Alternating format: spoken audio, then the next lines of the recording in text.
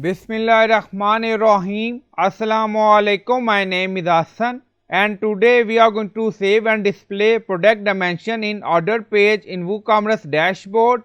Before starting work, it's my request, please subscribe my channel. Thank you. Now back to our work. So we are going to display product dimension in order page in admin dashboard using custom code. Now go to product page. Now you see product dimension. So we are going to display and save in order page. Now go to dashboard. On left side you see plugin. So click on add new plugin. Then in search plugin write WP code. So this is plugin WP code insert header and footer we will use. So you will install this plugin and activate it, and after activation on left side you see code snippet and then you see add snippet. So click on it.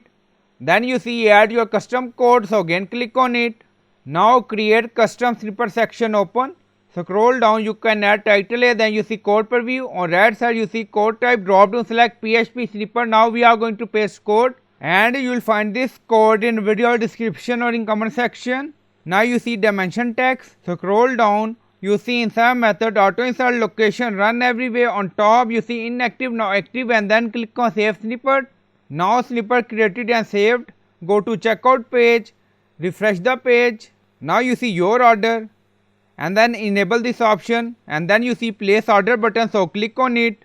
Now you see thank you page or order detail page and then you see dimension. Now go to WooCommerce dashboard. So we are in order page. Now refresh the page. Now you see order. So click on it. Now we are in edit order. Scroll down. Now you see product dimension. So by using custom code, you see dimension in order page and thank you page. So I hope you like this video. Please like, comment, share, subscribe. Thank you for watching.